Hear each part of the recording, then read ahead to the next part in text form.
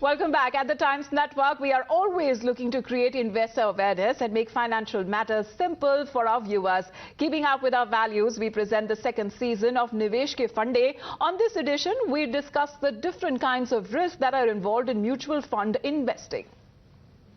Welcome to another edition of Nivesh ke Funde. Avan, whenever we invest our hard-earned money, we always analyze the risk versus the return. Absolutely. Every investment avenue has some risk involved. It's just about knowing the level of risk and whether one's actually comfortable with that. So today, let's talk about the risks involved in mutual fund investing. While they do provide a plethora of assets to invest in, what are some of the key risks that mutual funds carry? Well, firstly, it's important to note that mutual funds do not guarantee or assure returns. This is because some of the risks that they are subject to are market risks.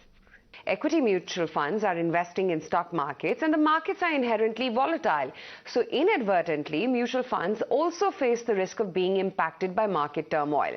Another risk is concentration risk. When most of an investor's portfolio is concentrated in a particular sector, if anything impacts that sector, it will adversely impact the investor's portfolio. That's why it's very important to diversify one's financial portfolio and not have all of one's eggs in one basket. Another important risk that mutual funds face is the interest rate risk. When interest rates increase, debt mutual funds usually get impacted negatively. Then there is, of course, the liquidity risk. If, due to some reason, a financial asset is no longer easy to sell as before, it reduces liquidity of that particular asset and realization of fair price becomes less likely. And further, there's also the credit risk, which is when the mutual fund scheme has invested in a fixed income security and there's a default by the borrower or a downgrade in its ratings. These are some of the main risks associated with mutual funds.